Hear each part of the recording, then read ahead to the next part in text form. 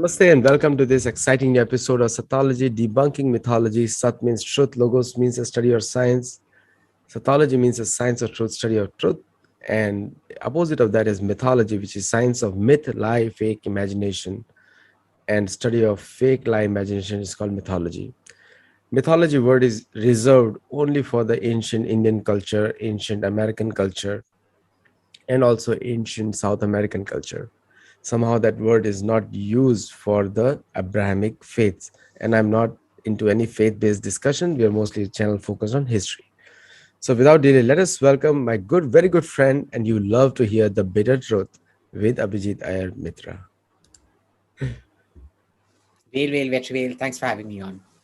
Abhijit, the biggest thing is everybody is on the mind of people that where are Indo-US relations heading today, and what can be, and we'll come back to the what can be the solution for the long term. What is your view on the Indo-US relations on the democratic platform?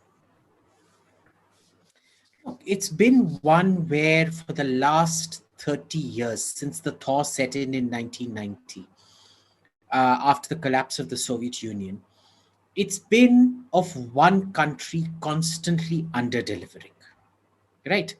In 1990, we faced that, Nixon goes to China moment. We could have amended things, mended things. We could have industrialized the way China did. We did not. To quote an Israeli foreign minister, Abba Eban, he used to say about the Palestinians never lose an opportunity to lose an opportunity. He was, of course, talking about peace. I think you could equally apply that to India, that every time it comes to development, we keep losing every opportunity to lose every opportunity. Because even using Soviet style central planning, you could have industrialized post independence in 47. We chose not to. You had another opportunity, this great opening of markets and things like that, becoming a counter to China, industrializing and all of that.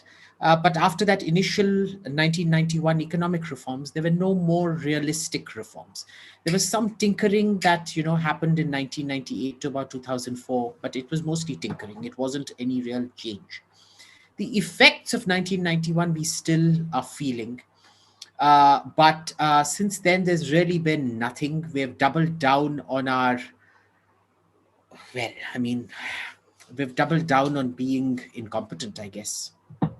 And that one word, incompetent, describes the relationship. You can't have a relationship between somebody competent, a go getter, who wants things in life, and a person who is just not interested in achievement. Well, they could get along in a marriage, I guess. The issue is what happens when that incompetent person keeps blaming the competent person for everything without ever taking responsibility. And therein lies the problem. So it's like a marriage. You can have one highly driven person, one person who's very happy being a stay at home spouse. But then when the stay at home spouse is constantly cribbing and blaming the high achieving spouse for whatever ails him or her, then it's headed for a divorce. And that's ultimately it's been a largely non-productive relationship. The biggest confusion is for the Americans mostly. This is another question from the students I'm taking it. The biggest question comes to the mind is that India only passes verbal, like the today's attack on the Indian base. I don't know what was the source of that, the drone attack. India doesn't respond militarily, and it has not yet blacklisted Pakistan as a terrorist state, despite, and it expects US to ban it and other countries to ban it. Is it a wise strategy on behalf of India? Look, there's a lot of things India could do. You can have primary, secondary, tertiary sanctions on Pakistan. You can blacklist any, you can cancel all 7 air freedoms for Pakistan. There are a lot of things you can do, but we refuse to do it. All right. And I don't know how wise a stance that is, especially, when you have the entire government that just keeps repeating mistakes over and over and over and over again. At some point, people stop taking you seriously. And I think that's what's been happening here. As for the military strikes, in this particular case, I don't think we should go in for it, because remember, this particular attack was carried out by a commercial drone, likely a Parrot or a DJI or something like that. And the issue with that would be attribution and tracing. First, you have to collect the remains of the drone. Then, you have to see where it was either manufactured, or if it's a foreign, I suspect it's a foreign commercial drone, you have to go back and check who it was sold to, where it was transported, etc., etc., etc. So using a commercial drone, I don't think you can do that, because America and most countries don't track where drones are, as in commercial photography drones, are going to. Unlike military drones, because remember, military drones have a completely different level of encryption, data links, uh, uh, uh, cameras and things like that, which gets covered under foreign military sales. These drones don't. God, that was a tongue twister. And yeah, so what we're looking at is, you can't really attribute this attack at all. I'm very surprised. They say that this drone came across from the border. I don't know how they managed to figure it out so quickly, because knowing a little bit, not much about forensics, I can tell you that when you make a claim like that, uh, so quickly after the attack, where no forensic analysis could have been carried out, I don't take any claims that come out of you seriously anymore. And therein lies the issue. So one of the next questions which is coming from the audience is the law and the human rights thing. Now, today, for the first time, Justin Trudeau asked for an apology for Canada on the human rights violation against the children, native Canadian children of native Indians. Now, if you see the human rights record within the US of the Americans towards the natives, has been pathetic, but it has never been a discussion point when the America questions India's human rights records. So, why is that happen? Look, I think first of all, this apologizing for what happened in the past, I'm very against it, because we try to transpose current realities onto a generation, uh, onto a historical existence where we didn't recognize these rights. And you can't retrospectively transpose things back into history, nor can you hold the children responsible for the actions of their parents. Every society is a work in progress. Things that were acceptable at one point are no longer acceptable today. Things that are acceptable and moral today will no longer be considered moral or acceptable tomorrow. And at that point, what are you expecting a retrospective apology for that? Number one, I'm sorry, I guess I'm going to piss off a lot of your viewers, but let's be very clear that fundamentally, a late Stone Age, a Neolithic society will fundamentally be far, far, far more violent than an Iron Age society. And remember, what happens when Columbus comes to America is just that. It's a late Stone Age society meeting an Iron Age, a gunpowder society, effectively. And I can show you a lot of statistical records which would kind of prove that life after Columbus came definitely wasn't good, but life before Columbus came wasn't that much better either. This Rousseau-esque thing of the noble savage, or whatever it was he said, that was complete and utter rubbish. We know that for a fact now, because it's an anthropological pattern that repeats across every Neolithic society. All right, so we need to be very careful about these things. Third, human rights for me is a reciprocal. It's not reciprocal. It's more a case of it's a figment. You create it. There is no automatic human rights, unlike the law of gravity, of which it will exist no matter where you go. There is no such thing as human rights. This is an invention, like artificial money, like a constitution, like a law. These are inventions of mankind. Okay, we make it so that it orders society properly. So when you say that, uh, there's human rights is a terrible human rights violation happening in 1527 when Pizarro, I think was it 1527 when Pizarro invades the Inca Empire, or in India in 2021, uh, it's just complete rubbish because you're trying to extrapolate a different period of development. India is a pre industrial third world country, it is an enforcement deficit state.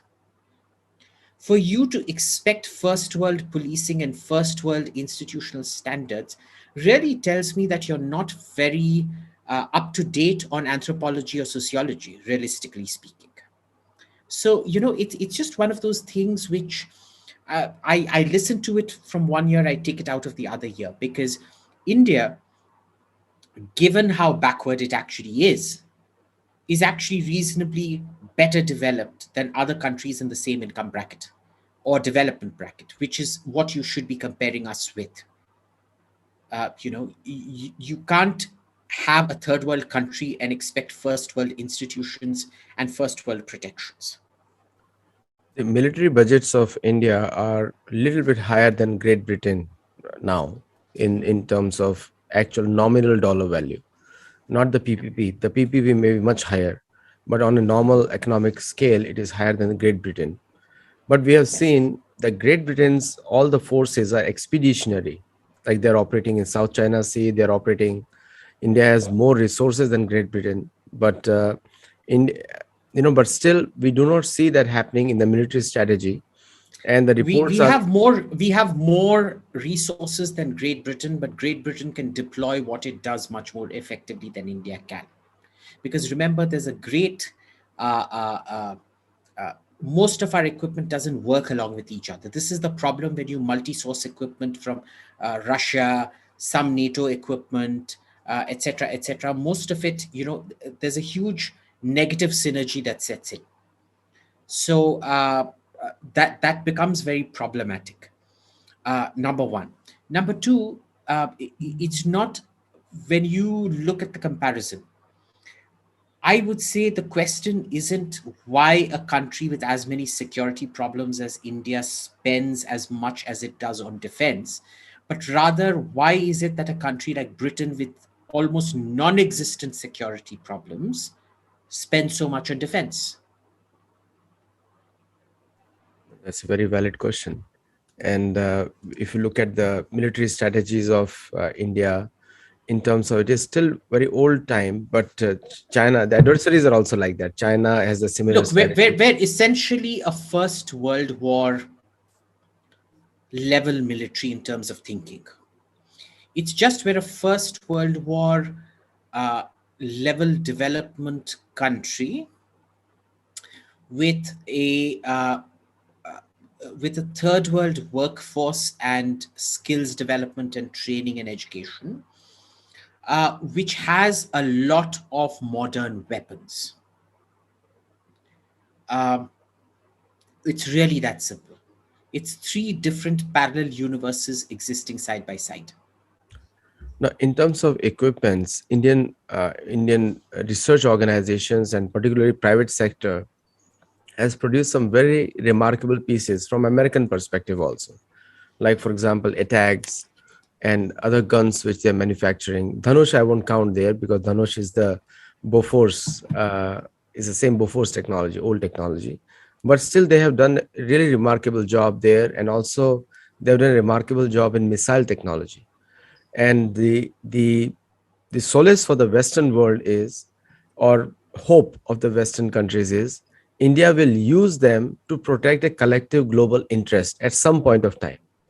Otherwise the entire build-up doesn't make any sense. But we don't see that kind of thinking in India at all, proactively We deploying and don't. We proactively don't. using. There's no proactive deployment. There's no proactive usage. In fact, despite having two, three different kinds of domestically developed artillery, we went in for an American light artillery system, a Korean tracked artillery system, and an Israeli wheeled artillery system. So, my general advice to everybody, every Indian who tries to develop something in defense, is to get the hell out of defense and move somewhere else. This happened with the nuclear submarine also. We failed to fabricate the nuclear submarine after years of trying. It then went to a private company called Larsen and Toubro that did it in record time and under budget. And they were punished for it because they weren't given the next two, three contracts for the follow repeat hulls. And they were forced to share their technology with the government for free. So they were effectively penalized for doing a great job. You don't want to work in an environment like that. This is what I'm telling you. You know, Individual successes. This is like the Soviet Union. The Soviet Union produced great individual masterpieces of technology. Like imagine having an all aluminium aircraft like the MiG 25. Truly remarkable. Uh, Imagine having something like a wing in ground effect aircraft like the Ekrano plane. Again, truly remarkable. Uh, but then collectively, it's not working. So we have individual brilliance out here. Collectively, the system is set up to punish you, to let you down, because nobody wants to effect systemic change. I don't think there is even that macro knowledge of how to effect systemic change. You know, so one of the important aspects which comes to the Americans is the one of the Brahmos, which is, they wanted to put sanctions on because rosin export was banned. Even today, it is banned on the state.gov website. It is a banned entity, and they were also banned for exploring oil or exporting oil from any part of the Iran or any other country. But the sanctions on India did not happen, and the reason was given that India is a bulwark against any Eastern expansionism by China or any other country. But that has not happened. So therefore, the Pentagon is choosing their old allies again, and Australia, Japan, and they are enforcing the Quad, the maritime interest. But they are again not. They're leaving the Malacca Straits open. They're not there at all. So how good will be the sanctions on China if that comes to the place? But there are no sanctions on China. Like in terms of when there is a war or anything, there cannot be any stoppage in the Malacca Straits altogether because India is not going to take any action. So that is a Look, I worry. think the Americans don't need India to take any action. If you look at the latest British submarine and the French submarine, they have this amazing Thales side-mounted sonar. The British submarine is particularly curious. All it has to do is sail out of Portsmouth Harbor and come into open ocean, and 3,000 miles away, it can hear every single ship going in or coming out of New York Harbor. That is how sophisticated that technology has become. So they can literally just send one, America can just send one submarine to sit outside the Malacca Strait indefinitely. And it can take down all the Chinese shipping it wants. It doesn't need India to do this. India needs to do it for itself. Because if we get into a war, we need to be blocking the straits. But if America gets into a war with China, they can do it with great ease, just one submarine. Because look, the technology quotient that we're looking at is massive. China, to date, hasn't even perfected basic crystal blade engine, aircraft engine technology. They're having huge problems with it. America has gone on to a three-flow stage engine, resulting in between 20 to 30% increase in range after having produced almost two, three generations of crystal blade engines. So, I mean, just look at it from a pure market size point of view. Look at the integrated Westosphere. I mean, if you want to call it that, I won't say NATO. When you look at the Westosphere, so Australia, South Korea, Japan, Israel, Singapore, Western Europe, North America, totally, it's a population of about 1.1 billion people with a per capita income of about $43,000 per capita average. China is about 1.5 billion people at $10,000 dollars average. So the power differential out here, almost the same number of people, much, much richer. So you're looking at four times the market size, four times the spending on R&D, far greater interconnectedness and developmental nodes and things like that versus one China. it doesn't take a genius to figure this out. So, when people keep telling me, oh, there are great strides happening in China, this, that, la di da, I'm just sitting back and thinking, dude, do you understand history? Do you understand how history is made? It's all averages, it's the law of averages. It's not happening. China is not overtaking America. Let's be clear about this. If anything, America, thanks to all this, this attack of wokeism in the government, the institutional hijacking of the government, is actually going to bring itself down, because the more you start punishing people for thought crimes and imposing dogma, the less your innovation becomes. So, if anything, China is here. It probably can't go up to more than here, because they are now stuck in a middle income trap. For them to really rise, they need to open their society. The information age depends on greater freedom, greater democratization. The state needs to take a back seat and allow the individual to flourish. They need to come up here. They are throttled here because they don't want to give up social control. America, on the other hand, is making a huge mistake in that it is imposing social control. Even if not legal, it's imposing normative controls and things like that, which restricts freedom, and it's going to slowly, gradually keep coming down. And it's not going to come down, it's not really going to go up, but societally, its cohesiveness will start coming down. That is the problem, that the power differential kind of evaporates. Now, coming to the think tanks based culture, like the Americans have it, many think tanks, they function in the DC Look, and all. these are all, it's the same damn people. That's one big incestuous circle.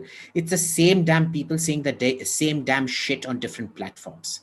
All right. It's like essentially, when a movie is about to be released, Tom Cruise will go from, I don't know, Jay Leno to Jimmy Kimmel. I don't know, is Jay Leno still alive or dead?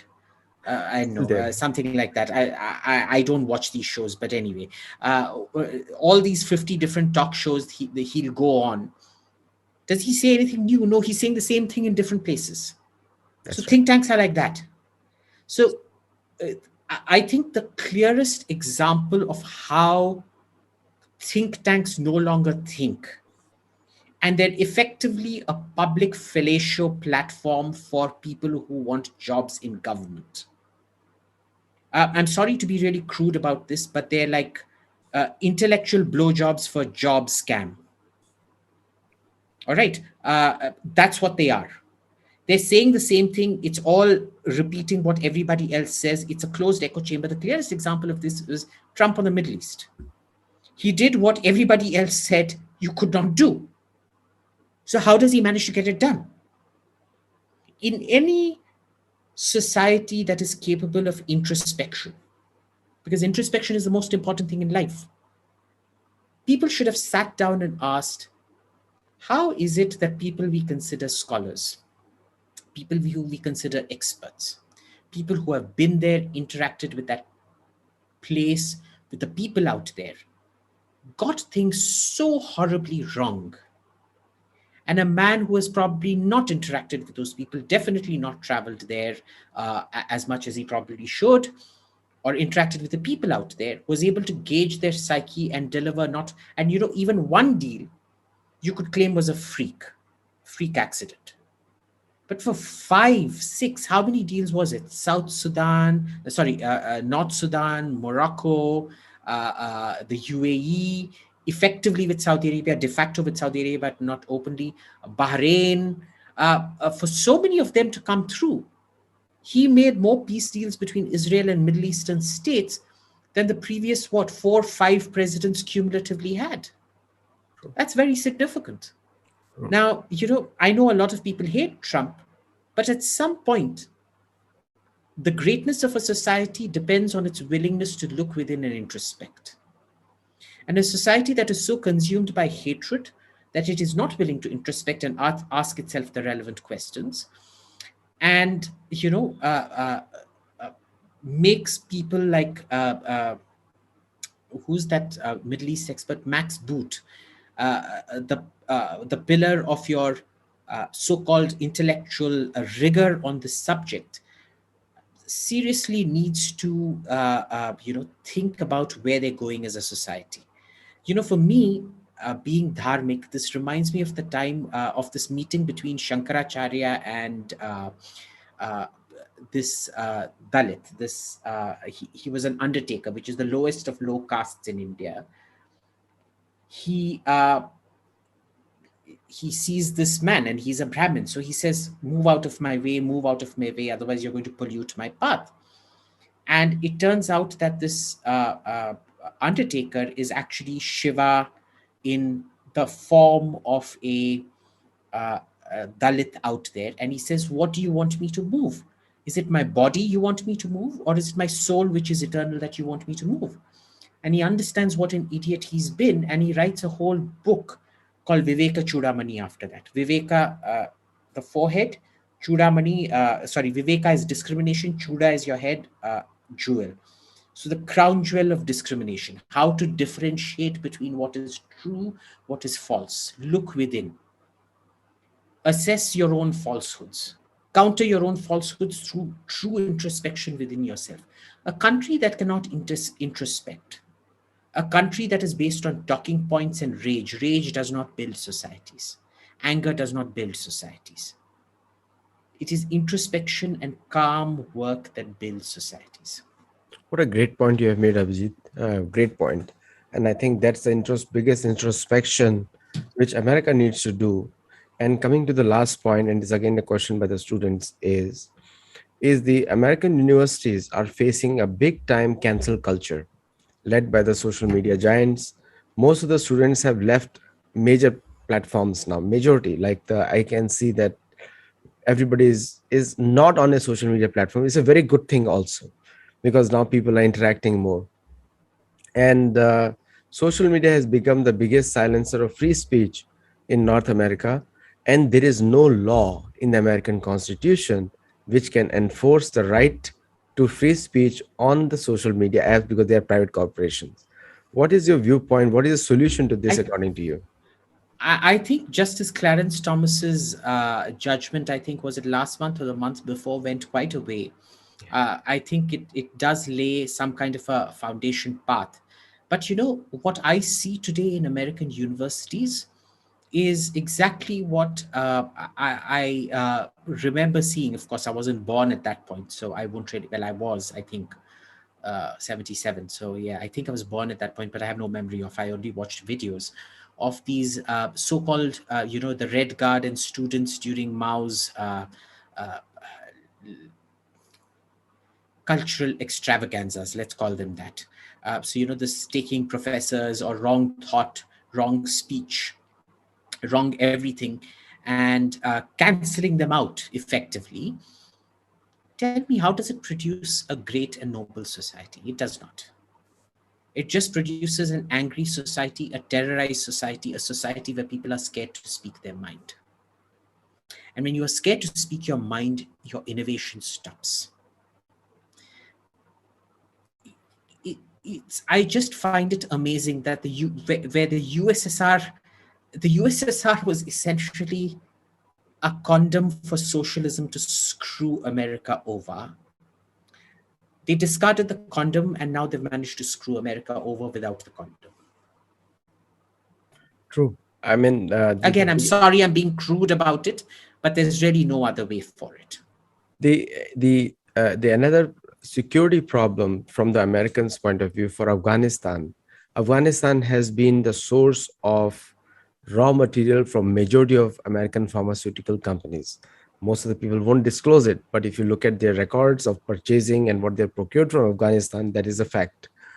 And probably that is the reason Afghanistan may not have oil, but it is a rich source of raw material for many of the vaccines or medicines produced in the US. So, do you think the Americans leaving Afghanistan is going to help in their business side ever? Look, I think we really need to get away. I don't think it's pharmaceuticals. I think it's more of information age minerals. rare earths and things like that. That's the gold mine. I don't think it's pharmaceutical specifically, but I could be wrong.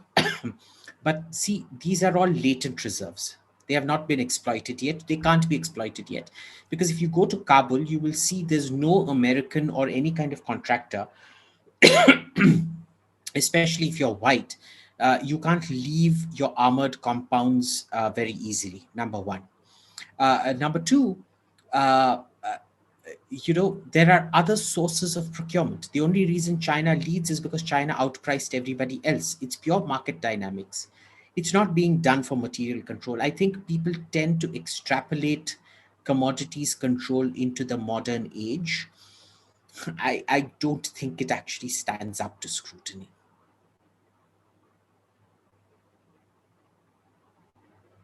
Now, if you see the cobalt, which is from coming from African nations, cobalt, but we do not see, most of the cobalt is procured Look, it's from. it's much cheaper. It's much cheaper to get cobalt from an African nation that you're paying rock bottom price for than it is to do a multi-billion-dollar engagement in Afghanistan with troops dying for. I mean, there's no cost dynamics where Afghanistan makes sense. True. I mean, the uh, c- coming back to the And mind you, China has been given lots of they've won lots of contracts in Afghanistan. Why aren't they actually starting to extract? That in itself should tell you a lot. yeah, true, the security situation. The between India and Sri Lanka, there are a lot of thorium deposits in the bay. So, do you think that that's the reason why China is building a multi-billion-dollar city there, right there? No, no. Look, thorium technology is unproven. We still don't know how to actually make it into a reactor. There's lots of study, but very little practical demonstration of the principle. I suspect the ADS, the accelerator driven system for nuclear reactors, will come online before thorium does, and at which point thorium will be bypassed. So no, I don't think thorium control is all that important at all in this entire equation. No. Remember, we tend to ascribe too much profundity to the Chinese. The Chinese are also human beings, they make the same mistakes. They're not this. There's this very famous line I hear, everybody else thinks in 10 and 20-year cycles. The Chinese think in 10,000-year cycles. Well, if they thought in 10,000-year cycles, they wouldn't have been ruled by the Qing and then by the Mongols and then by the Karakitai for the most of the last 1,000 years, would they? I mean, in the last 1,000 years, they've been under what? Turkic control, under Mongol control, and under Manchu control for most of their history. So, this whole, oh, they're these such wise people who think in long timelines, it's just complete rubbish. In fact, I always say this, given what a rotten government we have in India today. The only redeeming factor of this government is that it's less rotten than the ones that came before it. It doesn't mean it's a good government, it's still a bloody rotten government. It's just better than the ones before it, right? But the only saving grace for India right now, India's security lies in the fact that Xi Jinping is the biggest blithering idiot to have ever ruled China. Coming to the last point in this discussion, and it has been an I, explosive I, discussion. to finish it, I trust Xi Jinping's stupidity more than I trust my own country's nuclear warheads and missiles. The one thing about the Chinese weapons, it is told that they may be fired, but they may not explode. That's a joke about that. That's not true. They actually do. Uh, they work. They work very well. Actually, technically, some of them work very well. Not all, but some do. Okay, so the last question which has come to the mind to the from the audiences right now is that when will the US Indo-US friendship make India equivalent to China? They've been trying for the last 30 years. Look, nobody can help a country. You can take the horse to the water. You can't make it drink. America has constantly taken us to the water. We have not drunk. So, that's it. Ultimately, look, China became the China it is today based on access to American markets. America made China. America could have made India. We said no. It's not happening. This cycle is now gone. Now you're going into additive manufacturing and things like that, which is going to bypass, it'll ultimately bypass China, because China's production, India's production is here, China's quality of production is here. The first things that get replaced will be things like toothbrush, toilet paper, lights, and things like that, light bulbs, and things like that, which India still hasn't even started producing in some cases. Those will get replaced first. So all the low end manufacturing will go. And then you get to mobile phones and things like that China makes a lot of. The higher end manufacturing that will go next because they're more complex to replicate. So, India is not going anywhere for the next 50, 60 years based on current technology trends. I don't know. Maybe there'll be an alien invasion and, little green men will wipe out everything, and God will reveal himself, and suddenly all Indians will get blessed with halos around their head, and we will, evolve into energy forms and things like that. But sci-fi aside, realistically speaking, on current technology trends, India is not going anywhere. Yeah, most of the very premium Indian research papers are sent to US for publication. There are many forums here, quantum and all those things. Isn't that a brain drain, direct brain drain? It's not a reverse brain drain, it's a direct drain, brain drain. They don't get published in Yeah. India. Look, I mean, forget a publication of works. All these people that have been trying to work in the defense sector, a lot of them are friends of mine. Uh, uh, all they had to do was go present to the Americans once, and the Americans snapped them up there and then provided them with startup capital, everything. And they've all moved to America now. So I can tell you, well, I'm not going to tell you because it's confidential, but at least five, six technologies that I personally know of their creators who have shifted to America because India didn't know what it was sitting on. And tomorrow, Lockheed Martin will sell that back to India with a 15,000% markup. So, best of luck to you. True. I think that is the biggest. Thank you so much, Abhijit. And I think the audience loved it, and we getting so many questions right now. We cannot take. I think you have to go in another show. And thank you Yep. all for joining. And do watch it on YouTube. And thank you all the distinguished guests who have joined. Do subscribe and let me know. Namaste. Thank you. Bye.